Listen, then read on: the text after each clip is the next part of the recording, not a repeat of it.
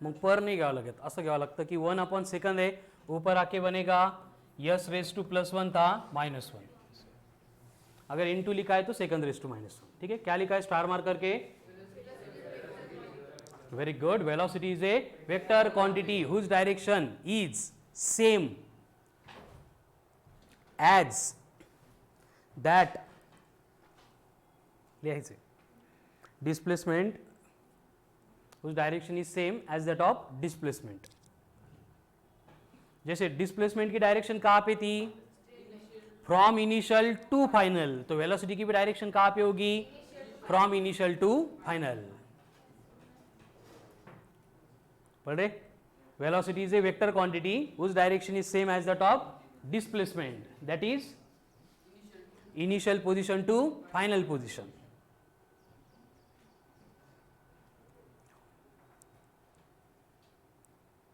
Next point, types of velocity. Types of velocity.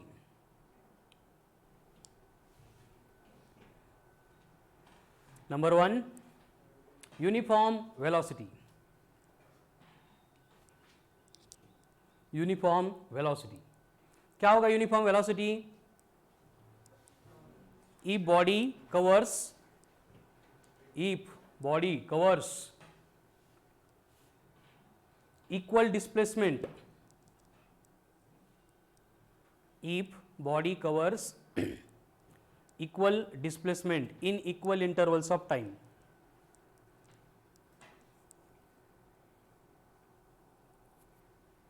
if body covers equal displacement in equal intervals of time in the same direction, in the same direction, then the velocity is known as uniform velocity. बरे तेच करू का पहिल्यापासून क्या होता है? if body covers equal displacement in equal intervals of time in same direction, then the velocity is known as uniform velocity. मतलब equal displacement in equal interval of time होने से वो यूनिफॉर्म नहीं बनेगी, उसके लिए क्या रिक्वायर्ड है? डायरेक्शन भी सेम रिक्वायर्ड है। अगर डायरेक्शन चेंज होगी तो यूनिफॉर्म नहीं होगी वेलोसिटी, ठीक है। Next, non uniform velocity.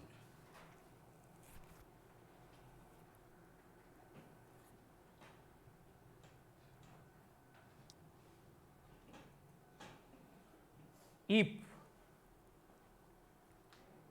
body covers unequal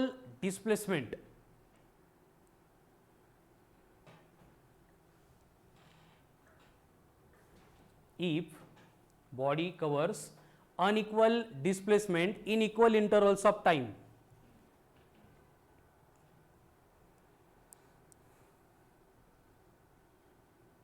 in the same direction,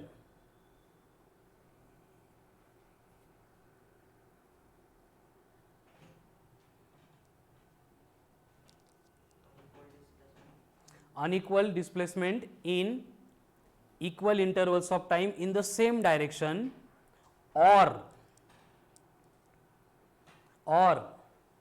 equal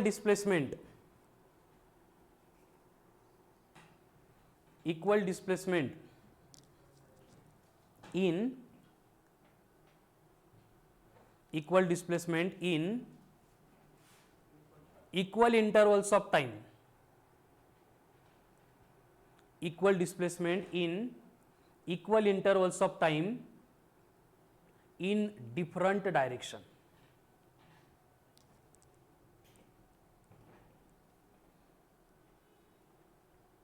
Or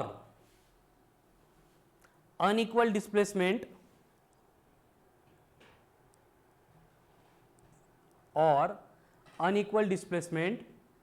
in equal intervals of time,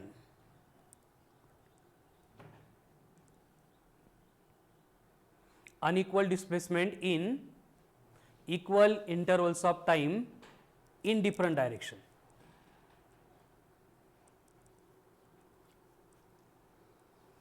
then the velocity is known as non uniform velocity. अब इसको ध्यान से पढ़ो, तीनों भी कंडीशन एप्लीकेबल है। देखो, अगर इक्वल डिस्प्लेसमेंट हो रहा है लेकिन डायरेक्शन डिफरेंट है तो भी वो नॉन यूनिफॉर्म होगी। अगर इक्वल डिस्प्लेसमेंट होगा एंड डायरेक्शन डिफरेंट है तो भी, अनइक्वल डिस्प्लेसमेंट होगा डायरेक्शन सेम है तो भी, अनइक्वल है या फिर इक्वल है डिस्प्लेसमेंट लेकिन डायरेक्शन अगर सेम नहीं है तो भी यूनिफॉर्म वेलोसिटी नहीं रहेगी। कौन सी रहेगी? Non uniform velocity. Again uniform and non uniform बस डिफाइन करके छोड़ देना है, इससे रिलेटेड हमें कोई क्वेश्चन सॉल्व नहीं करने। क्वेश्चन सॉल्व करने होते actually about average end instantaneous. So write down next point. Average लिहिली होती मला वाटतं, फर्स्ट वन क्या लिखा था? नहीं, पहले क्या लिखा था टाइप्स ऑफ वेलोसिटी में? यूनिफॉर्म नॉन यूनिफॉर्म लिखी थी। ठीक है, नेक्स्ट एवरेज वेलोसिटी। बर पहले इंस्टंटेनियस क्या? Instantaneous velocity, instantaneous velocity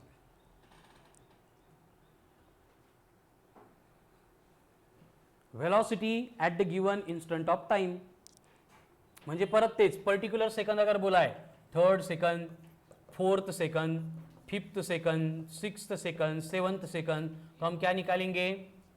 instantaneous velocity निकालेंगे। ठीक है, क्या होता है इंस्टंटेनियस वेलोसिटी? मतलब velocity at the given instant of time, त्याच क्षणाला, म्हणजे third second, fourth second, fifth second, particular second में कैलकुलेट करनी है तो instantaneous. End last one average velocity. Average velocity क्या होगा? एवरेज वेलोसिटी मतलब very good, total displacement upon total time. Average velocity is defined as total displacement upon total time, total displacement upon total time। हो गया?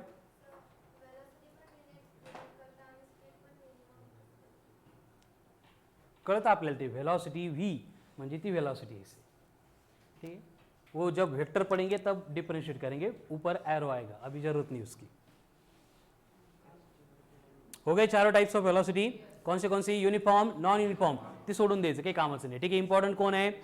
Instantaneous end average. Instantaneous के लिए क्या? Particular instant पे, end average में total displacement upon total time. ठीक है, अब इसके बाद में जो है, जैसे हमने डिस्टेंस एंड डिस्प्लेसमेंट के कंपैरिजन के कुछ पॉइंट्स लिखे थे, याद है? जैसे distance is always positive or zero, but displacement may be positive, may be zero, may be negative. Distance is always greater than displacement, but they are equal only if body is moving along straight line path without changing its direction। वही points हमें velocity end speed से related भी लिखने हैं। तो क्या लिखना पड़ेगा? Speed लिखू नका, पहले सांगा। देखो, स्पीड मतलब डिस्टेंस, वेलोसिटी मतलब डिस्प्लेसमेंट। तो डिस्प्लेसमेंट क्या था? मे be positive, may be Ziro, may be negative, लेकिन डिस्टेंस क्या था? सिर्फ पॉजिटिव और जीरो। तो स्पीड क्या होगी? सिर्फ पॉजिटिव और जीरो। वेलोसिटी क्या होगी? पॉजिटिव, निगेटिव और zero. Right down, velocity may be positive, negative और zero. Velocity may be positive, negative और zero, but distance never be negative, sorry, speed never be negative, speed never be negative. It is इधर positive और zero, इधर positive और zero. Zero कब रहेगी speed? Very good, body अगर हिल ही नहीं रही है, रेस्ट में ही है, तो वेलोसिटी के स्पीड क्या होगी? जीरो होगी। क्या लिखा है? पहला पॉइंट चेक करो एक बार फिर से। वेलोसिटी में भी पॉजिटिव, जीरो और negative, but distance, speed only positive और zero. Next point, speed is always greater than velocity.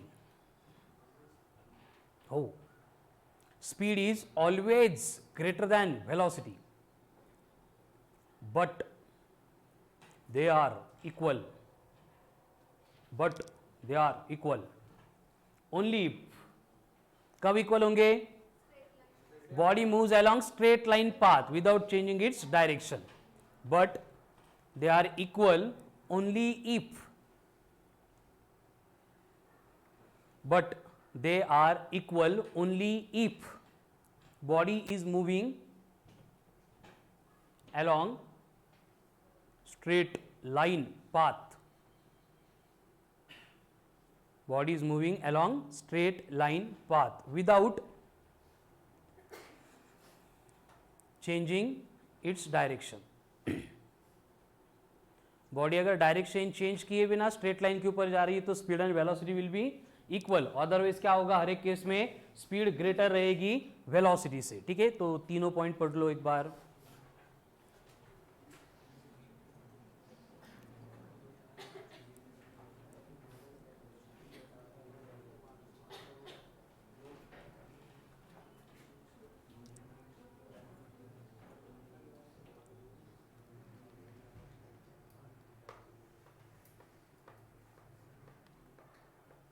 हो गया क्लियर?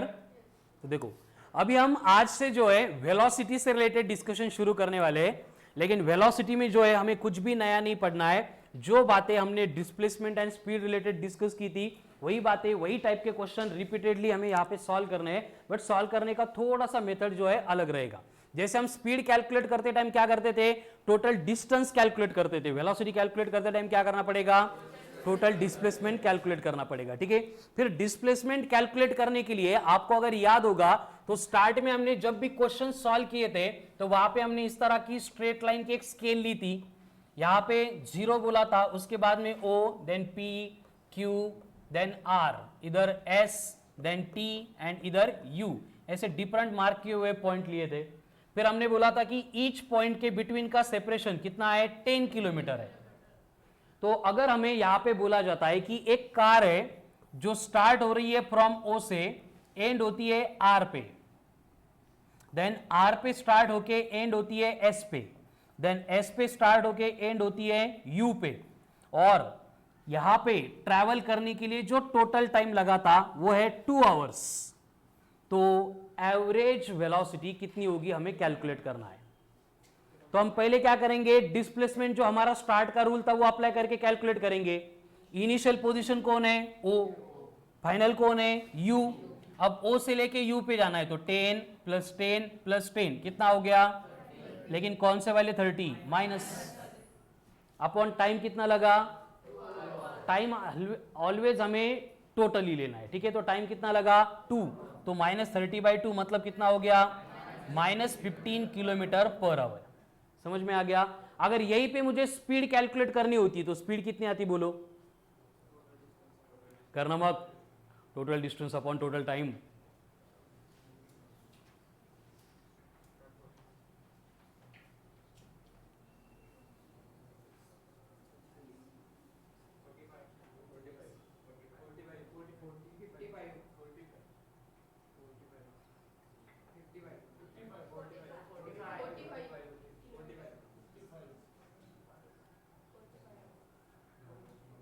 क्या होता, O to R 10 + 10 + 10 आते टाइम फिर से 40, 50, 60, 70, 80, 90, टोटल डिस्टेंस हो गया 90, टाइम लगा 2, तो स्पीड हो गई 45 किलोमीटर पर आवर.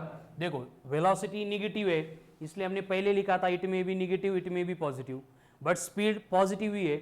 उसके बाद में यहाँ पे बॉडी ने डायरेक्शन चेंज की थी इसलिए कौन बढ़ा है, स्पीड बढ़ा है. मतलब हमने पहले लिखा था कि speed is always greater than velocity, but equal रहेंगे कब, अगर डायरेक्शन चेंज नहीं करेंगे तो. ठीक है, अब सेम क्वेश्चन है, आपको बोला है कि O से लेके P पे जाने के लिए टाइम लगा 1 आवर, देन P से लेके U के लिए टाइम लगा 3 आवर्स, देन U से लेके R पे आने के लिए टाइम लगा 4 आवर्स. तो calculate average velocity end average speed. हळूहळू करा, गडबड काही नाही, आपल्याला आन्सर करेक्ट आलं पाहिजे फक्त. नाही तर सूरज सारखं क्लासमध्ये उड्या मारून मारून आन्सर द्यायचं आणि टेस्टमध्ये बोंबाबोंब.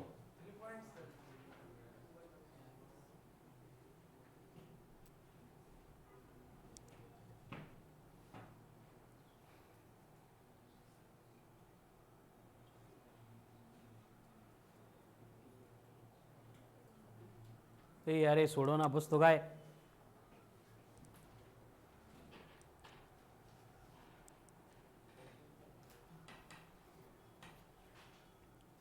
पहले अगर एवरेज वेलोसिटी कैलकुलेट करनी है तो उसके लिए क्या करना पड़ेगा, डिस्प्लेसमेंट कैलकुलेट करना पड़ेगा.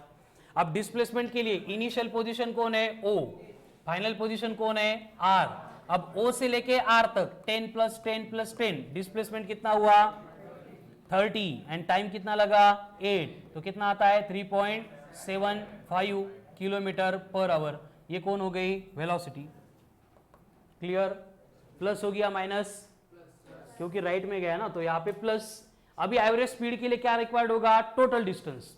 अब देखो पहले O से लेके P तक कितना है 10, देन P से लेके U तक कितना है 40, कितना हो गया 50, एंड देन U से लेके R तक 50 प्लस 60 110, टाइम कितना है 8, ये हो गई आपकी स्पीड। यील्ड का division 13.7 kilometre per hour.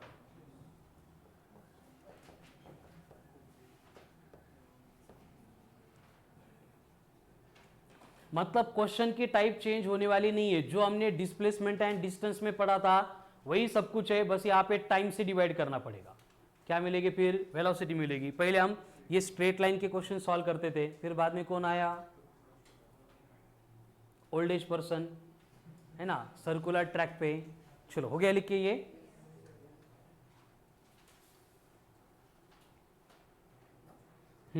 write down. If an old age person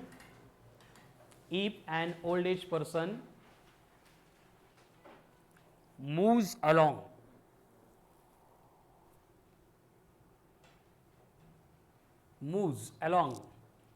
semicircular track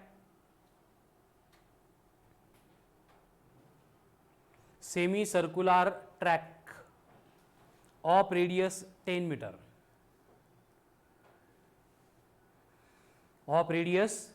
meter in 5 seconds, then calculate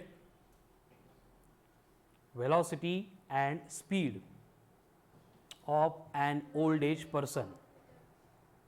Speed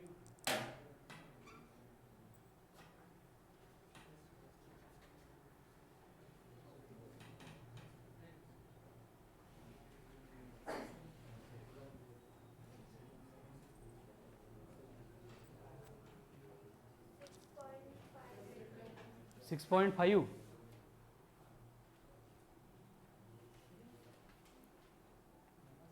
अभी कितने चक्कर हो रहे हैं, एक राउंड का ये, आधे राउंड का ये, वो करना ही नहीं है। डायरेक्ट क्या बोला है, वो सिर्फ सेमी सर्कुलर ट्रैक पे जा रहा है। मतलब सर्कल के एक एंड से निकल के सेमी सर्कल के दूसरे एंड पे जाके वो रुकेगा। मतलब उसने ए से लेके बी तक इस लेंथ के अलोंग अपना पाथ ट्रैवल किया है। अब हमें मालूम है सेमी सर्कल की केस में अगर हमें डिस्प्लेसमेंट फाइंड करना है तो इनिशियल एंड फाइनल पोजीशन को हम स्ट्रेट लाइन से कनेक्ट करते हैं। तो ये हो गई स्ट्रेट लाइन जो अभी डायमीटर रिप्रेजेंट करेगी, मतलब ये डिस्प्लेसमेंट हो गया 2r। r कितना है 10 इंटू 2 20।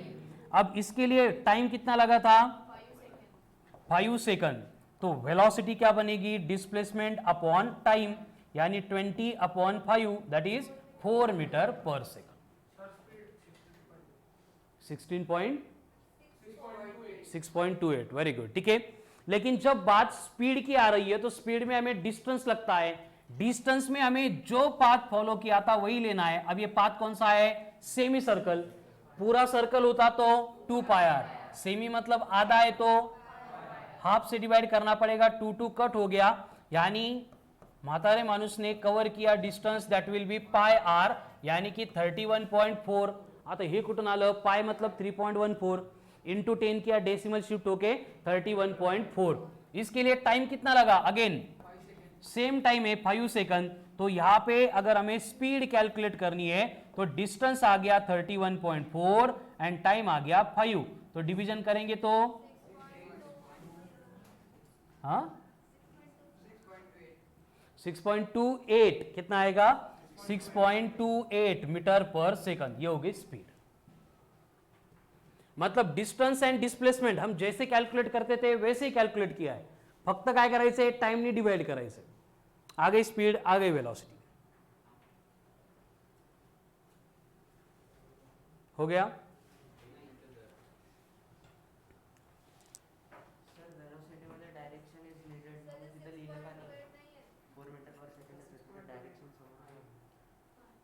डायरेक्शन का ए से लेके बी तक असं लिहू का? ते विचारत नाही ना आपल्याला, जेव्हा विचारतात तेव्हा आपण लिहितो. वो 2D में आएगा. नेक्स्ट टॉपिक है हमारा मोशन इन 2 डायमेंशन. तो वहाँ पे हम टूवर्ड्स ईस्ट नॉर्थ ईस्ट वो रिप्रेजेंट करेंगे. हो का? चालतं का? गायत्री 6.208 इंटू 5 कर फक्त गायत्री.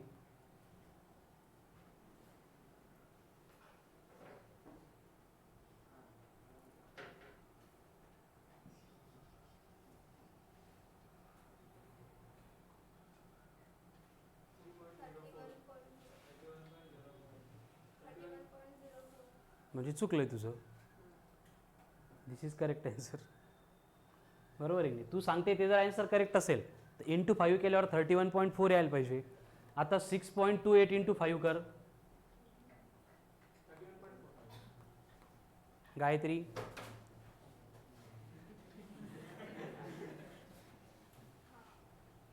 कळलं ना? ते कधी झिरो कधी घ्यायचा असतो जर हाच क्वेश्चन असा असला असता 30.14. अगर हम इसको 5 से डिवाइड करते तो ये 6 आता. पहले 2 नंबर खत्म हो गए और अब बाद में डायरेक्ट 2 नंबर लेने तो हम 0 लेते. कड़ा ना? फिर उसके बाद में ये 2 एंड क्या 8 ऐसे आता. रहे लक्षात? इधर से अगर कैरी आगे जा रहा है तो फिर 0 लेने की जरूरत नहीं है. कितवीला होते सिलेबस मध्येच नव्हतं. Next, if an old age person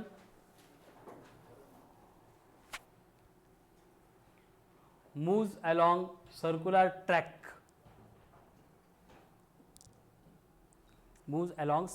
track of radius 20 metre. कितनी रेडियस है? Very good, 20 metre. End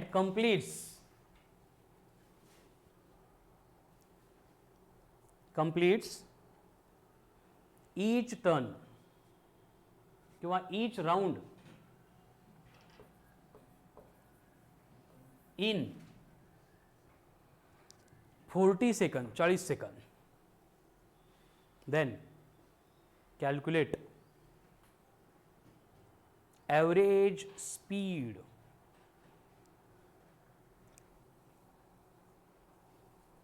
and average velocity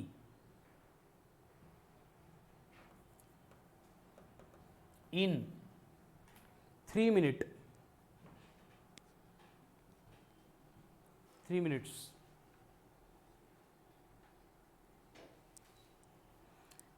अभी इसके डिस्प्लेसमेंट अँड डिस्टन्स आपण खूप सारे कॅल्क्युलेट केले. फक्त काय करायचं, दोन्ही केसमध्ये 3 मिनिटने डिवाइड करायचं. चलो सबको आना चाहिए correct.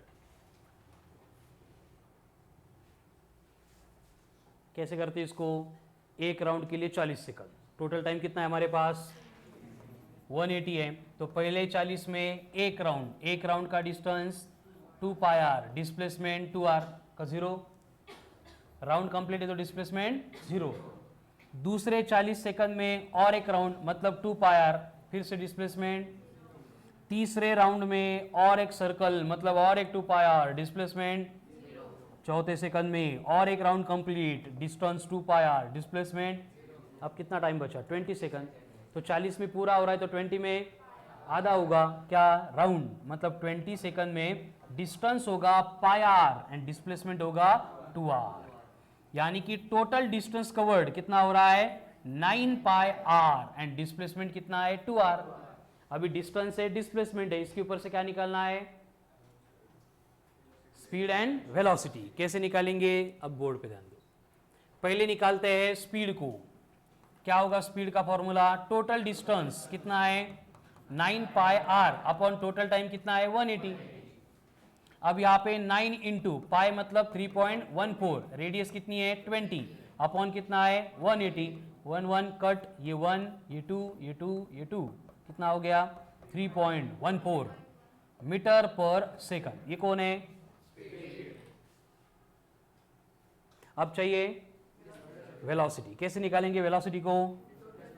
Total distance upon total time. अब टोटल डिस्टेंस कितना है? आर 20 का 20 इंटू 2 अपॉन कैंसल, कितना आएगा फिर ये 0.23 मीटर पर सेकंड। ये हो गई एवरेज वेलोसिटी। मतलब स्पीड एंड वेलोसिटी कैलकुलेट करने के लिए हम कुछ भी नहीं कर रहे, पहले की मेथड से डिस्प्लेसमेंट डिस्टेंस कैलकुलेट करेंगे, बस उसको टोटल टाइम से डिवाइड करेंगे।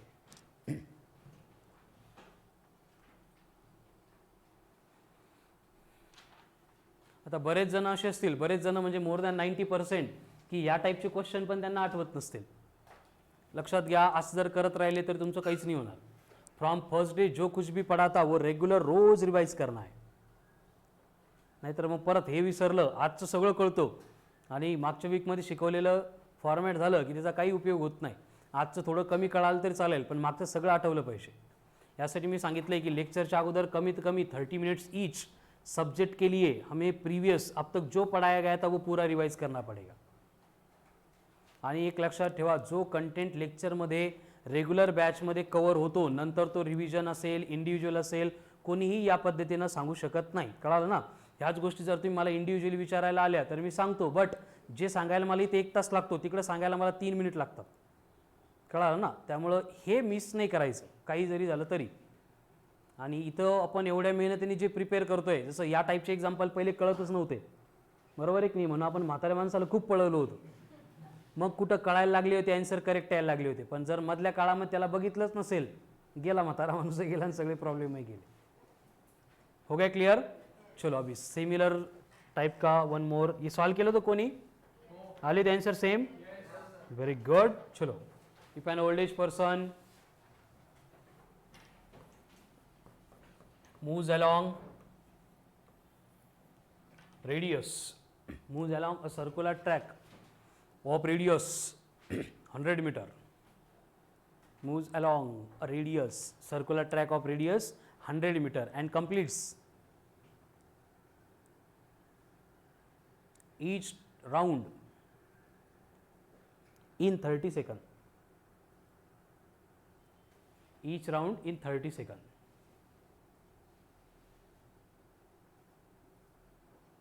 then calculate average speed and average velocity,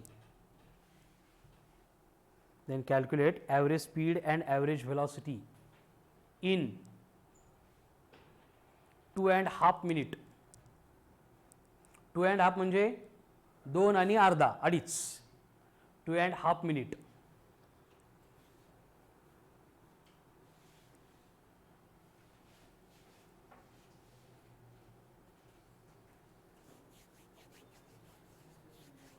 very good. पण डिस्प्लेसमेंट काढायचीच नाही आपल्याला, आपल्याला काढायची वेलोसिटी एंड स्पीड। डिस्प्लेसमेंट 0 तो वेलोसिटी भी 0। अब डिस्टेंस कैलकुलेट करो।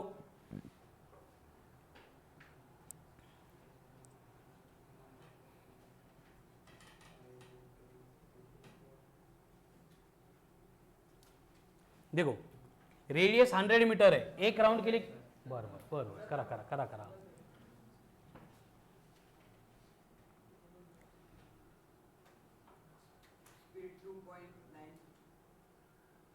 2.93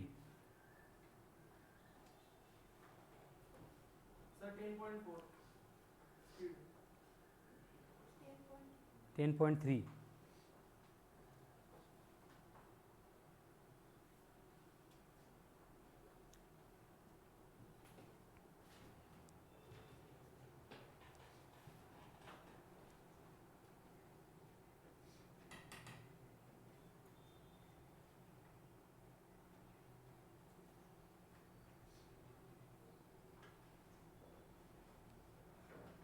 चलो बोर्ड पे ध्यान दो। एक राउंड के लिए कितना टाइम लग रहा है? 30 सेकंड। हमारे पास टोटल टाइम कितना है? Very good. कैसे? 1 मिनट का 60, तो 2.5 का 2.5 इंटू 60, और ये बन गया 150 सेकंड। अब टाइम 150 सेकंड टोटल है हमारे पास, तो पहले 30 सेकंड में एक राउंड, डिस्टेंस होगा 2 पाई आर, डिस्प्लेसमेंट होगा 0। नेक्स्ट 30 सेकंड में और एक राउंड, डिस्टेंस होगा 2 पाई आर, डिस्प्लेसमेंट होगा 0।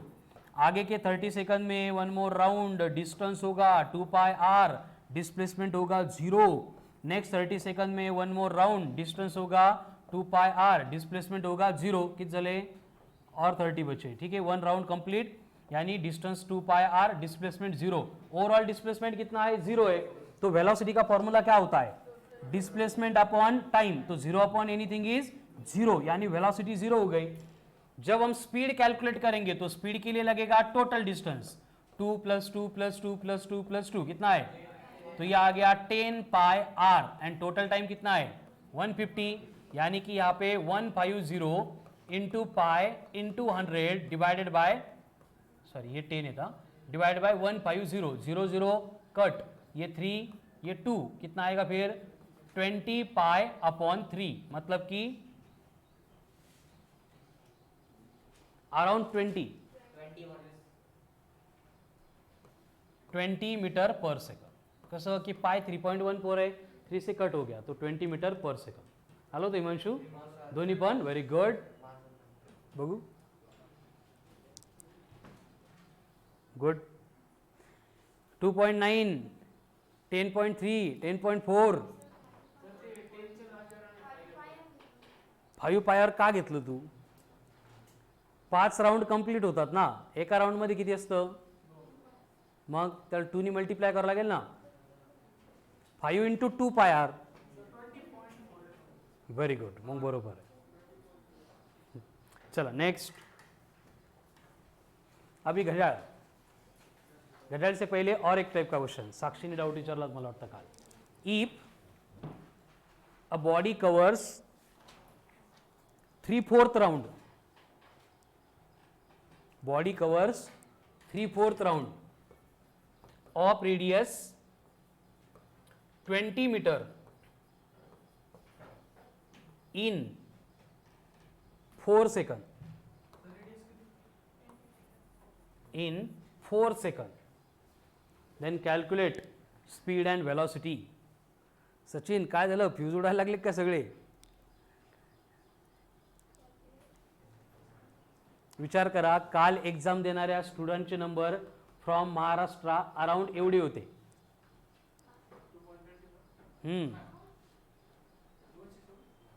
2.24 लॅक्स, कळालं ना? आणि ज्या गव्हर्नमेंट कॉलेजेसमध्ये अवेलेबल सीट्स आहेत टोटल 3400 पेक्षा थोड्याशा कमी आहेत, कळालं ना? अराउंड 3400। हे कसं जाणार आपण इथं? सचिन, असं आरामशीर आयुष्य जगून खरंच वाटतं का होईल म्हणून? कोणी 10 सेम जेईच्या वेळेस पण मी सांगितलं होतं, ऑल ओव्हर इंडिया ज्यांनी एक्झाम दिल्या त्यांचे नंबर याच्यापेक्षा जास्त होते, 15.60 काय। आणि IITs मध्ये सगळ्या नव्या जुन्या पुराण्या सगळ्या उरलेल्या सुरलेल्या सगळ्या जागा जर पकडल्या तर अराउंड 16,000 सगळ्या ब्रांचेस, न चालणाऱ्या ब्रांचेस पण पकडल्या तर, कळालं ना? कसं व्हायचं? 16 लाखातल्या 16,000 मध्ये, 2.5 लाखातल्या पहिल्या 3,000 मध्ये, 1% मध्ये आपल्याला यायचं शक्यच नाही, बरोबर आहे की नाही? हे पहिल्यांदा आपल्याला स्वतःला वाटलं पाहिजे की हे पॉसिबल आहे, कारण आपल्याला 16,000 नकोच आहेत, एकच पाहिजे। एवढी 16,000ची फीस भरणं परवडणार आहे का आपल्याला? इथं पण 3-3 हजार काय करायचे? एमबीबीएसची सीट एवढे स्टेथोस्कोप कुठे ठेवायचे? आपल्याला पाहिजे एकच, कळालं ना? तर ती एक मिळवण्यासाठी तुम्हाला एवढ्या सगळ्या लोकांसोबत कॉम्पीट करायचं, कळालं ना? पण त्याच्यामध्ये एक खूप मेजर ॲडव्हान्टेजेस असं आहे की या 2.24 पैकी उरलेले 2 लाख तुमच्या कॉम्पिटिशनलाच नाही आहेत। हे आले ते होतं ना, जन्माला आला पाणी बहु मेला, ठीक आहे ना? अशी कंडिशन आहे, ते येतात आणि जातात, ते बिचारे कोणालाही त्रास देत नाही, कळालं ना? ह्या 15.60 पैकी पण जवळपास 12 असेच असतात लाख ज्यांचा आपल्याला त्रासच नाही, संत लोक आहेत ते, कळालं ना? सगळ्यांचं भलं करतात ते। 10वी पर्यंत शाळेवाल्याचं, 11वी 12वी मध्ये कॉलेजवाल्यांचं, सोबत क्लासवाल्यांचं, त्याच्यानंतर मेसवाल्यांचं, त्यानंतर स्टेशनरीवाल्यांचं, कपडेवाल्यांचं आणि सोबतच्या मित्रांचं पण कॉम्पिटिशनच देत नाही ते त्यांना, ते त्याच्यामुळे ते संत लोक आहेत, त्यांचा आपल्याला खूप फायदा आहे, त्यांच्यापासून आपल्याला भीतीच नाही। पण हे जे उरलेले इकडं 24-25 हजार आहेत आणि इकडे उरलेले 2-3 लाख आहेत, हे खूप डेंजर आहे. कळालं ना? सगळ्यात मोठी एनिमी तुमची. ज्यांना हरवण्यासाठी आपल्याला रात्रंदिवस किती पण मेहनत घेतली तरी पण लक्षात ठेवा, हे तुमच्यापेक्षा काहीतरी एक्स्ट्रा करणार आहे. त्यामुळं हे ह्या ज्या गोष्टी करतायत तुमच्यापैकी 2-3% लोक जर सोडले, 97% जे आयुष्य जगतायत आरामशीर, हे पुढे जाऊन खूप बदल घडवणार आहे बेटा. कळालं ना? आयुष्यात एक लक्षात ठेवा नियम, पेन अँड प्लेजर एक थिअरी असते, P&P. पेन म्हणजे लिहायचं नाही, त्रास PAIN, पेन होतात, पेन किलर माहिती ना. दुःख, प्लेजर म्हणजे गाडी नाही, प्लेजर म्हणजे स्वॅग, विषयच नाही, सुख नाही, सुखाच्या वरचं. कळालं ना? प्रश्नच नाही काही. हिमांशू बरोबर आहे की नाही? प्लेजर म्हणजे एकदम पाहिजे ते पाहिजे तसं सगळंच, एवढं भारी. ठीक आहे. तर या दोन गोष्टी असतात की जे आयुष्यामध्ये पहिल्यांदा पेन घेतात, पेन लिहायचं नाही बरं का तो, आणि हे पण पहिल्या 22 इयर्सपर्यंत. त्यांना आयुष्यभर जे उरलेले 88 आहेत, आता कोण किती जगतं त्यावर डिपेंड करतं, आपण 100 इयर्स ऑन एन ॲव्हरेज पकडतो, हे 88 इयर्स त्यांना प्लेजर भेटतं. पण जे पहिले 22 इयर्सपर्यंत प्लेजर घेतात त्यांना पुढच्या 88 पर्यंत फक्त पेन घ्यावं लागतं. तुम्हाला डिसाईड करायचं आहे, आता त्रास आणि आयुष्यभर एकदम सुखी समाधानी पैसा लक्झरियस लाईफ पाहिजे का आता एन्जॉय, विशेष नाही. बरोबर आहे की नाही? क्लास आठवड्यातले 4 दिवस केला, 3 दिवस बुडवला, काय फरक पडतो? टेस्ट आहे, कुठं जात बसता टेस्टला, मार्क्स कमी पडतील त्याचं टेन्शन, घरी मार्क्स जातात त्याचे टेन्शन, काहीतरी रिझन सांगून द्यायचं, टेस्टला नाही गेले की सगळे टेन्शन संपतात. तर हे सगळे इकडे येणार आहे. कळालं ना? आज न उद्या प्रत्येकाला फेस करायचं आहे, याच्यामधून कोणाची सुटका नाही.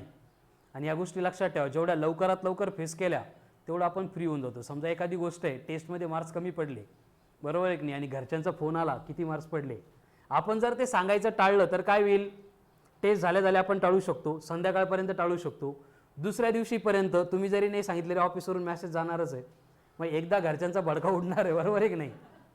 मग तो एकदा गेल्या टेस्ट झालेला जर तुम्ही जर सांगितलं की आजचा पेपर अवघड गेला, मला आहे ना 20-25 मार्क्स पडणार आहे, पण पुढच्या वेळी मी खूप चांगले प्रयत्न करून इम्प्रूव्हमेंट करायचं ट्राय करेल, काय होईल?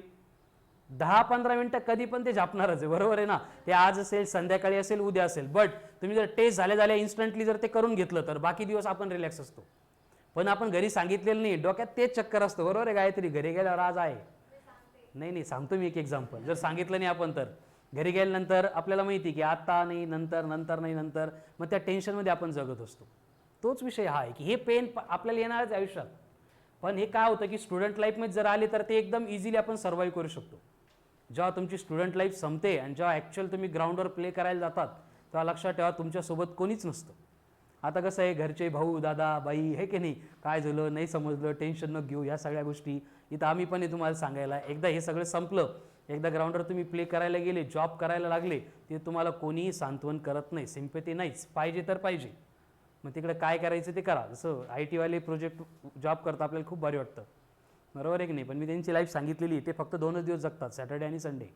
मंडे टू फ्रायडे त्यांच्या आयुष्यात काय चालू आहे कोणालाच माहीत नसतं. आता ज्यांची कोणी आहेत फॅमिली इकडे तिकडे त्यांना विचारा काय चालतं, सोमवार ते शुक्रवार जाण्याचा टाईम असतो, येण्याचा टाईम नसतो. त्यांना ठरवून दिलं असतं की आज हा प्रोग्राम एक्झिक्यूट झाला पाहिजे, मग तो 2 वाजता करून फिरायला जा, नाही तर रात्रीच्या 2 पर्यंत करत बस, घेणं देणं नाही. हे सगळं लाईफ टाईम आपल्याला सर्वाईव्ह करावं लागतं. मग जे आता आयुष्य एकदम आनंदी जगतायत, विशेष नाही काही,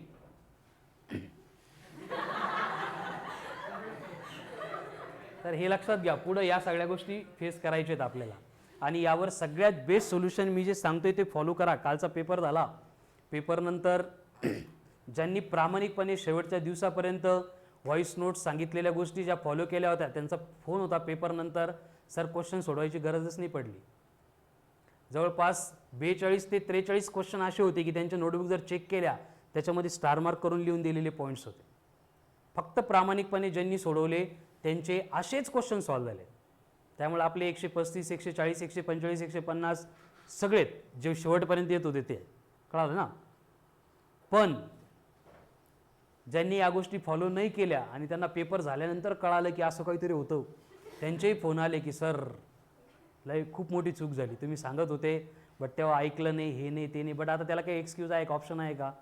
त्यांना फक्त सांत्वन भेटू शकतो. मी सांगतो की नाही बाळा, तू खूप अभ्यास केला होता, जाऊ दे, मार्क्स कमी पडले म्हणून काय फरक पडतो, फरक तर पडून गेला आता, बरोबर आहे ना. तर या गोष्टी नंतर बदलत नाही. आता ते खूप किती रडले, किती मोबाईल स्विच ऑफ ठेवला, कोणासोबत बोलत नाही, भेटत नाही, लगेच गावाकडे पळाले, हे की नाही, अंडरग्राऊंड आहेत, त्यांना पेपर अवघड गेला, ते कोणाचा फोन रिसीव्ह करत नाही, काहीच करत नाही. त्यांच्या आयुष्यात आता फरक नाही पडणार. त्यामुळे ज्या गोष्टी घडायच्या त्या आत्ताच इन्स्टंटलीच घडणार आहे. कळालं ना. कालचे क्वेश्चन काय होते बघा. 55.3 आणि 55 यांचं मल्टिप्लिकेशन किती येतं. नंबर 1 1382, नंबर 2 1382.5, नंबर 3 14 इंटू 10 की power 2, number 4 138. Significant figures multiplication solve करायची गरजच नहीं है. हमें मालूम है कि मल्टीप्लिकेशन डिवीजन में क्या रिक्वायर्ड है, minimum number of significant figures. यहाँ पे कितनी है 3, यहाँ पे कितनी है, फाइनल आंसर में कितनी रिक्वायर्ड होती है. पेन हातात घ्यायची गरज नाही, डायरेक्ट इथंच 2 आहे, हो गया आंसर.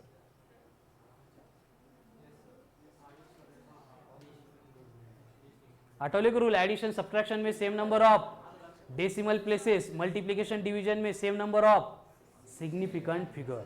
कळालं ना. हे जेव्हा होतं पेपरमध्ये, पहिला क्वेश्चन वाचला आणि हा दिसला, ते जागेवर बसल्या जात नव्हतं त्यांना. म्हणजे फिजिक्समध्ये जेव्हा क्वेश्चन येतात ना फायनल एक्झाममध्ये, तो आनंदच वेगळा असतो. असं बेंचवर उभं उड्या मारा 2-4 आणि परत क्वेश्चन सोडवा वाटत होतं त्यांना. पण हे सगळ्यांसोबत घडलं का.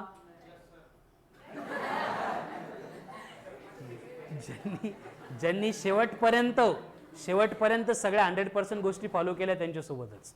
आणि बाकी बघा ॲव्हरेज मेंटॅलिटी कशी असते. मी सांगितलं नाही 2 लाख काही कामाचे नाही आहेत. हे सगळे कसे होते की एप्रिलपर्यंत चांगलं करत होते फिजिक्स, मार्च एप्रिलमध्ये नाही सर, प्रत्येकाने आम्हाला हेच सांगितलंय फिजिक्स करून काही होत नाही, फिजिक्समध्ये मार्क्स पडत नाही, आम्हाला फक्त बायो करायचे, आता आम्हाला त्रास देऊ नका. मी एकदा पॅरेंट्सला बोलून घेतलं, पॅरेंट्स समोर सांगितलं, परत माझ्याकडे येऊ नका, यांनी सांगितले आम्हाला त्रास देऊ नका म्हणून. बोंबाबोंब झाली पूर्ण.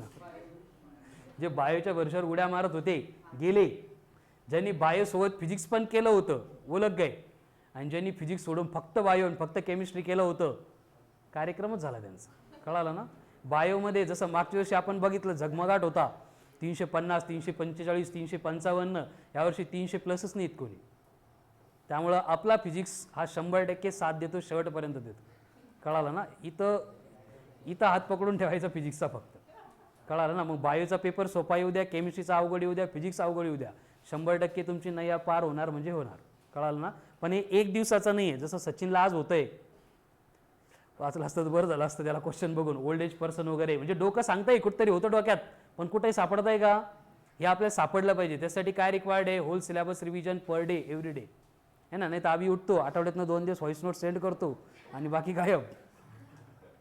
बरोबर आहे ना. हे रेग्युलर कन्सिस्टंट असले पाहिजे. आयुष्यातल्या तुम्ही इमॅजिनच करू शकत नाही एवढ्या भयानक मुवमेंटला तुम्ही फेस करणार आहे. त्यासाठी आपली जी सिन्सिअरिटी आहे, स्वतःबद्दलची जी कमिटमेंट आहे, ती एवढी भयानक असली पाहिजे की कुठल्याच गोष्टीने त्यामध्ये डायव्हर्जन केलेच नाही पाहिजे. मी सांगितलं ना, आपल्या आयुष्यात अशा रात्री असल्या पाहिजे, झोपीने आपल्याला उठवलं पाहिजे. 2:30 पर्यंत अभ्यास करून झोपलो आणि 2:40ला जाग आली पाहिजे. झोपीने आपल्याला सांगितलं पाहिजे, नालायकासारखा झोपला काय, एवढं मोठं एम, एवढी मोठी गोष्ट तुझी वाट बघते. आणि 10 मिनटं झोपून पण आपली एनर्जी, आपली फ्रेशनेस त्याच लेवलला असली पाहिजे. हे ज्या दिवशी व्हायला लागेल त्या दिवशी समजायचं की आपण ॲक्च्युअल ट्रॅकवर आलो. नाही तर आपण भरकटतोच आहे ना. नाही तर आपण एक दिवस बहुतेक मला ताप येते म्हणून 8 दिवस घरीच आराम करतो. असं हे गेलेत, हे 2 लाखामधलेत, लक्षात घ्या. हे फक्त संत म्हणून जन्माला आलेत. दुसऱ्यांचा चांगला विचार करतील आणि तशीच राहतील. आपल्याला संत बनायचं नाही. कळालं ना. आपण माणूस म्हणून जन्माला आलोय ना, माणसासारखं स्वार्थी बनून राहायचंय आपल्याला. कळालं ना. आपण ठरवलंय की नाही, मला एक सीट पाहिजे म्हणजे पाहिजेच, त्यामध्ये कॉम्प्रोमाइज नाही. मग त्यामध्ये झोप, मित्रांबद्दल मी खूप सांगतो, हीच टाईम असते, हीच वेळ असते. कळालं ना. सुरुवातीचे 3 मंथ आहेत तुमचं फ्रेंड सर्कल ठरवण्याची. एकदा हे ठरलं की 2 वर्ष हेच असतं, आपल्याला करमत नाही त्यांच्याशिवाय. त्यामुळे आपल्यासोबत असं एखादं सिंहाचं बछडं असतं, जर कुत्र्यांच्या कळपामध्ये शिरलं तर त्या सिंहाच्या बछड्यापासून कोणालाही भीती वाटत नाही, काहीच भीतीच नसते त्याची. कारण तो राहतो कोणाच्या सराउंडिंगमध्ये, कुत्र्याच्या. त्यामुळे त्याचा माइंडसेट पण कुत्राच असणार आहे. काय करणार आहे, फक्त भुंकणारे आणि निघून जाणार आहे. पण जर एखादा कुत्रा सिंहाच्या कळपात राहत असला तर तो भुंकणार नाही, तो डायरेक्ट पाडणार आहे. कळालं ना. तर आपण कोणासोबत राहतोय याच्यावर आपली लाईफ डिपेंड करणार आहे. त्यामुळे 1-2 लिमिटेड फ्रेंड सर्कल ठेवा, 1-2च, पण असे ठेवा की ज्यांच्यामुळे आपण इन्स्पायर होतोय. कळालं ना? नाहीतर आपला मित्र डायरेक्ट 9लाच लंबा लाट झोपतो आणि सकाळी 6:30ला उठतो. मग आपल्याला 9:30लाच वाटायला लागतं की अरे हा तर झोपलाय, मी कशाला एवढे कष्ट घेऊ. हा मानवीय स्वभाव आहे, याच्यामध्ये आपण बदल करू शकत नाही. त्यामुळे आपलं सराउंडिंग असं ठेवा. कळालं ना? नाहीतर एखादा मोबाईलवर टाइमपास करतोय 3 तास झाले, बरोबर ना? हिमांशू एखादा मित्र आपला मोबाईलवर गेम खेळतोय, हिमांशू नाही रे, असं सांगतोय मी एक्झाम्पल. आपण 2 तास अभ्यास केला, मग ते डोकं सांगतोच ना तू येडा आहे का, तो बघ बरं किती भारी मोबाईलवर टाइमपास करतोय, काय काय बघतोय, काय काय म्हणजे भरपूर एन्जॉयच्या गोष्टी चालू आहेत, तुझं काय चालू आहे. मग तिथं आपण डायव्हर्ट होतो. पण तेच जर समजा स्वामी बसलाय अभ्यासाला आणि अभिनं मोबाईल घेतला, 5 मिनटं 10 मिनटं मोबाईल घेतला, पण स्वामी काही हालतच नाही, अभ्यासात चालू आहे, बरोबर. स्वतःची लाज वाटायला लागते की नाही यार मी काहीतरी चुकीचं करतोय. ऑटोमॅटिक मोबाईल ठेवला जातो आणि अभ्यास सुरू होतो. आपला ग्रुप आपलं सर्कल तसं असलं पाहिजे. कळालं ना? सेकंड क्वेश्चन होता कालच्या नीटमधला, M1 L1 T-2 I-2 are the dimensions of, बरोबर, परमिएबिलिटी. ऑप्शन काय होते? Permittivity, permeability, flux, magnetic induction. Permeability ना M1 L1 T-2 I-2. हो गया आन्सर. अजून एक क्वेश्चन होता, जी के डायमेन्शन्स,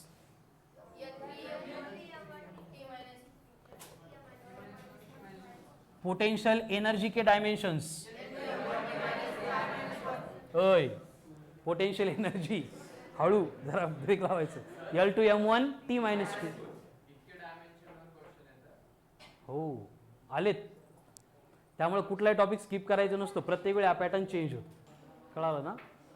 मी सांगितलं ना कालच्या पेपरच्या 50 क्वेश्चन पैकी 42 क्वेश्चन हे अजिबात पेन हातात न घेता, ज्यांनी फक्त वर्षभर लेक्चर केले, सगळ्या व्यवस्थित शिकले होते, व्हॉइस नोट्स पाठवले, त्यांचे असेच सॉल्व झाले. ज्यांच्याकडून मला एक्सपेक्टेशन नव्हते त्यांनी एक्सपेक्टेशनपेक्षा जास्त स्कोअर केला.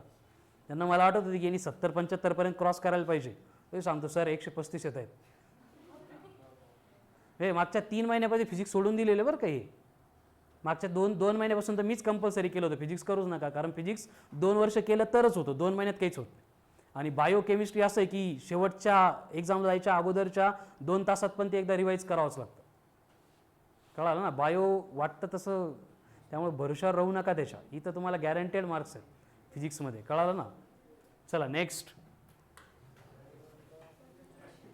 अजून पण क्वेश्चन होते जे तुम्ही सॉल्व्ह करू शकता. जसं की मॅग्नेटिक फ्लक्स विचारला होता, त्यासाठी बी दिलाय 0.5 आणि एरिया दिलाय 1, थीटा दिलाय 0. मैग्नेटिक फ्लक्स कैलकुलेट करा. मैग्नेटिक फ्लक्स का फॉर्मूला क्या था डायमेंशंस कैलकुलेट करने के लिए? B इंटू ए. बी था 0.5, ए था 1, हो गया आंसर 0.5. कळालं? म्हणजे तुमचा एकच टॉपिक झालाय तरी पण तुमचे 7 to 8 क्वेश्चन फक्त त्या फॉर्म्युल्यावर सॉल्व्ह होतील असे क्वेश्चन होते. 10 क्वेश्चन सॉल्व्ह झाले. वा, याच्यापेक्षा मोठी गोष्ट काय असू शकते अजून? केमिस्ट्रीचे पण 5 झाले. Very good. म्हणजे हे वेगळाच आनंद देऊन जातं. कळालं ना? आपण राईट ट्रॅकवर आहे. नाहीतर आपला घोळ ओल्ड एज पर्सनची झाली होती एक्झाम्पल. हे नाही झालं पाहिजे. त्यामुळे रोज सकाळी उठा. मी सांगितलंय की बाकीचे 5 मी सगळ्यांना कॉमन 5 सांगितलेले आहे. तर सगळेच जर 5ला उठले तर आपण सगळ्यासोबतच राहू. आपल्याला त्यांच्यापेक्षा 1 तास तरी अगोदर उठावं लागेल. हे तुमच्यावर डिपेंड आहे, तुम्ही ठरवा. पण उठून काय करायचं? एक मेसेज टाकायचा, सर गुड मॉर्निंग, आणि परत झोपून राहायचं. मला वाटत राहील की नाही खूप अभ्यास करतोय, बरोबर आहे की नाही? पण हे ऍक्च्युअल सगळं ज्या दिवशी एक्झाम होते त्या दिवशी सगळं क्लिअर होतं. रिझल्टची वाट बघावं लागत नाही. 5:30ला सगळं क्लिअर झालं असतं काय होणार आहे काय नाही. त्यामुळे हे करा. हे केलं तरच आउटपुट येतं. फक्त अभ्यास करून काही होणार नाही. मी बऱ्याच वेळा सांगितलं अभ्यास सोबत तुमचा अभ्यासाचा वे ट्रॅक काय यावर सगळ्या गोष्टी डिपेंड करते. हां हिमांशू बोल. कशा असतात अजून कंपल्सरी नाही केलं, मी हळूहळू सांगतो. जसं सपोज हमने डायमेंशन डिस्कस किया था, तो डायमेंशन में पहला पॉइंट क्या होता है? पहला पॉइंट फंडामेंटल क्वांटिटीज. मग हेच फक्त काय करायचे आपल्याला, सकाळी उठून रिवाइज करतोय आपण, व्हॉट्सअपमध्ये जाऊन त्याच्यात माईक असतो, माईकवर बोट ठेवायचं, मग ऑडिओ सुरू होतो. फक्त जे आपल्या डोक्यात सेव्ह झालंय फिजिक्स आतापर्यंतचं ते बोलायचं माझ्या नंबरवर, हां कुठं पण नाही. आणि सेंड करायचं. आणि मॅसेज व्हॉट्सअपवर सेंड करत असताना व्यवस्थित चेक करून सेंड करा. कळालं ना? ग्रुपवर असे जर मॅसेज अदरवाईज आले तर मी ग्रुपमध्ये अलाउ करत नाही. कळालं ना? ठीक आहे. सुरुवात होती म्हणून मी परत ॲड करेल, पण परत रिपीट होणार नाही आहे. कोण होतं मलाही माहीत निधी सोडून, तुला काय करायचंय, इकडे लक्ष द्या ना. चलो नेक्स्ट क्वेश्चन. नाही, कालचे आपले मार्क्स राहिले ना. आणि अजून एक पार्ट हे लक्षात घ्या, हे येणारे मार्क्स बदलत नाही. हा रेग्युलर वीकली टेस्टमध्ये जे मार्क्स येतात आपल्याला वाटतं नाही नाही मी लय हुशार आहे, मी 100% नंतर कव्हर अप करून गेली, याच्यात बदल होत नाही. त्यामुळे या वीकली टेस्टमध्ये जे स्कोर येतोय तो आपला फायनल स्कोर आहे नीटचा आणि जेईचा, ही पण डोक्यात ठेवा. होय, आपल्या सगळे ज्यांनी पेपर अटेम्प्ट केला सगळ्यांचा सगळ्यात प्रत्येकाचा रिझल्ट बायो आणि केमिस्ट्रीपेक्षा फिजिक्सचेच मार्क जास्त आहे. कळालं ना. जेईमध्ये तर प्रत्येक वेळीच असतं, त्यामध्ये डाऊटच नाही. ॲडमिशन घेताना मी सांगतो की पर्सेंटाईल फिजिक्सचेच जास्त असणार.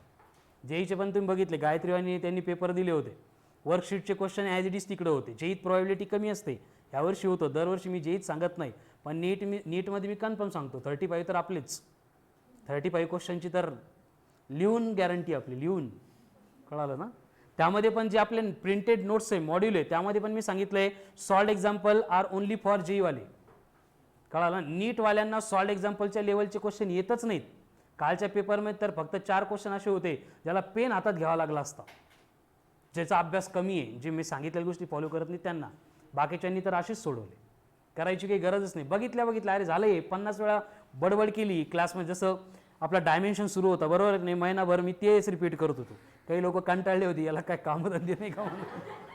तर ते डोक्यात जे भिंत म्हणजे फिरत असतं ना, ते पेपरमध्ये क्वेश्चन बघितला, अर्ध स्टेटमेंट रीड केलं की ब्रेन लिंक लावत होतं तिकडे, अरे हेच आहे.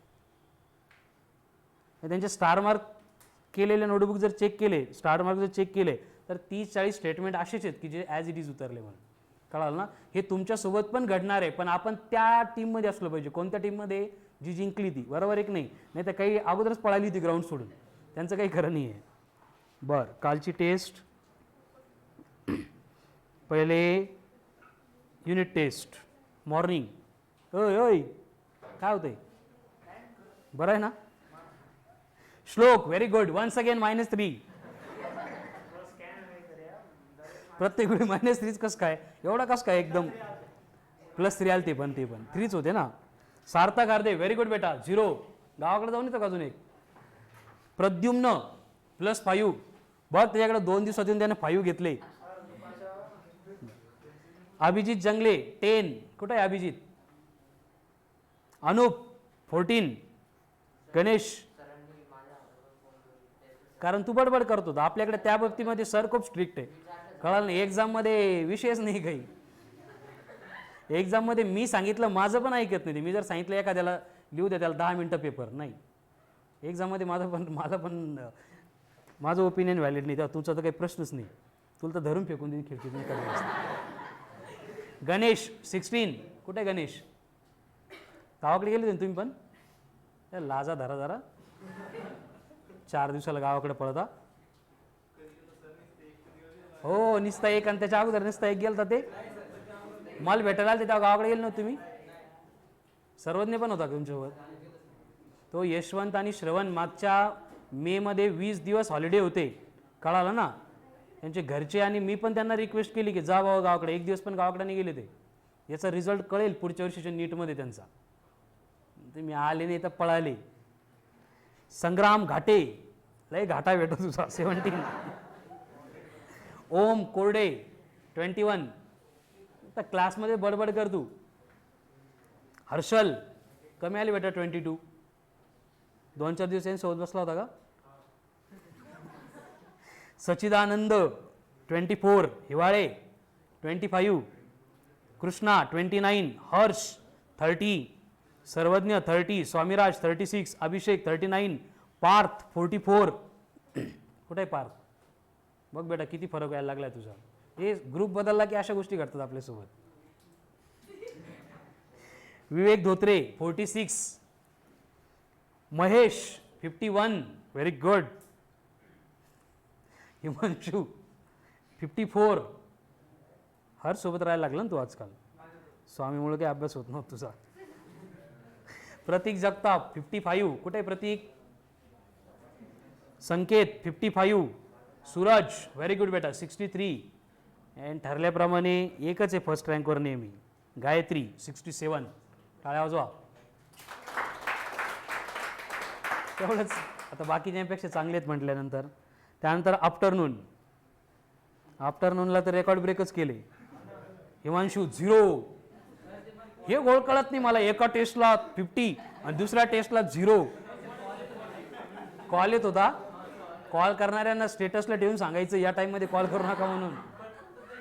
एवढे कॉन्टॅक्टच ठेवू नका भेटत. तुम्हाला कोणाचे कॉल येतात? घरचे तर करणार नाही टेस्टच्या टाईममध्ये. हां, असे मित्र ठेवूच नका टेस्टच्या टाईममध्ये फोन करणारे. हे मित्र लय वाटला होतं बरं, यांच्यावर सांभाळून राहा. अभिजित जंगले, याचं कसं बरोबर? तिकडं 8 इकडं 8, सेफ साईड. प्रद्युम्न 20, ईश्वर तिकडं 30 इकडं 30, very good. Ganesh 32 double direct. Vivek Dhotre तिकडं 46 इकडं 33. Sachin 34, Sarvagya 39, Hiwale 40, Parth 41, Harsh 43, Om 43, Krishna Nangare 45, Swami 45, Shruti Pawar 46, Sangram Ghate 48, very good. असं म्हणजे डायरेक्ट 4 वरून 48. गायत्री काकडे 56, संकेत पवार 56, सुरेश शिंदे 57, व्हेरी गुड बेटा, दोन्हीकडे मेंटेन आहे. श्लोक 58, कोणाशी जरी होत पेपरला? मनाने लिहिला पेपर तू एवढा?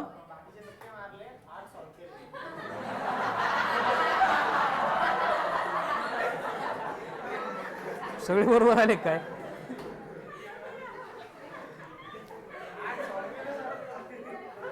अनूप 62, कस काय अनूप? गुड. मग हे प्रूव्ह कर तू की तुझ्यापासून दूर गेल्यामुळे त्यांचा स्कोर नाही वाढला, तुझा वाढला म्हणून. अभिषेक 63, व्हेरी गुड. 39 to 63. भेटून जाईल म्हणले का? भेटून जाईल मग. Next Sarthak Harde 65, Pratik Jagtap 66, Shruti Guge very good 76, Harshal Irale 84, very good बेटा, excellent. And first rank Mahesh, sincerest student of the class, Mahesh Jivgale. काय डोर ओपन कर श्लोक. हा महेश साठी टाळ्या वाजल्या पाहिजे.